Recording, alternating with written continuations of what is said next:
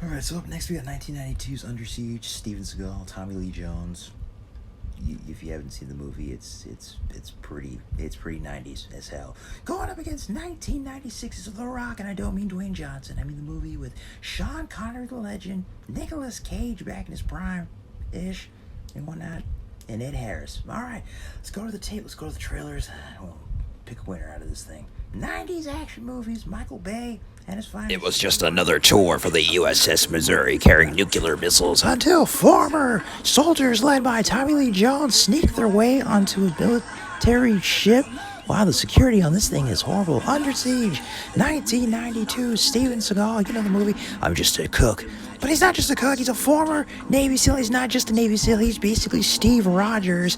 And basically a bunch of terrorists led by Tommy Lee Jones, a former Vietnam guy who felt like the government did him wrong, sneaks on board a ship because he and Gary Busey, yeah, remember him from Predator 2 and, you know, all the other movies where he acts like a maniac and whatnot. They conspire to basically steal some nuclear weapons from a freaking ship and sell them on the black market or some crap. I don't know. Security in these movies is ridiculous. You got a hot blonde stripper from Baywatch showing off her ass.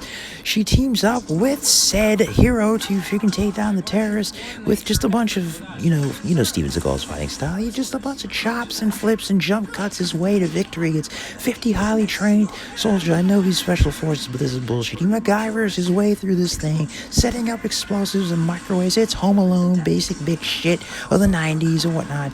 He was hot shit back then because martial arts stars like him and Van Damme were hot shit after Chuck Norris kind of retired after Delta Force.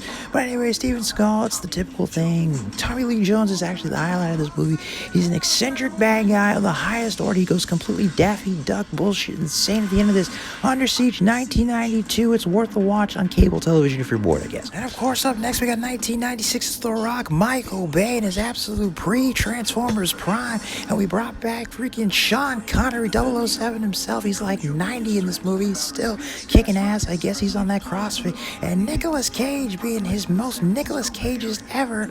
It's a story about former Marines who basically take over The Rock because they steal a bunch of super secret chemical weapons, GX gas.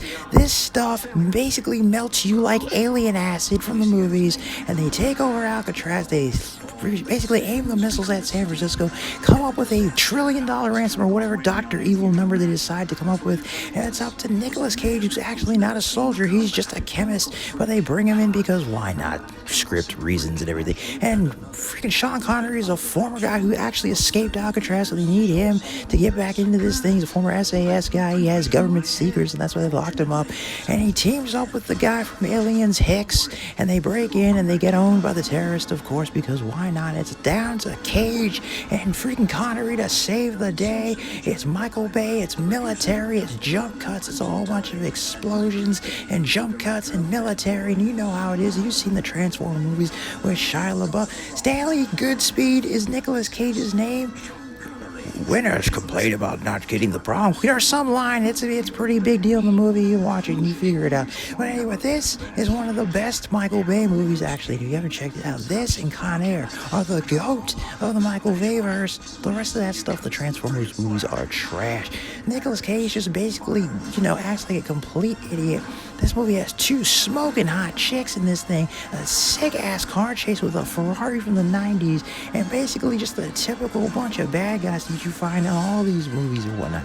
They're all hopped up on cocaine and steroids. They're all do whatever it takes to get that paper, baby.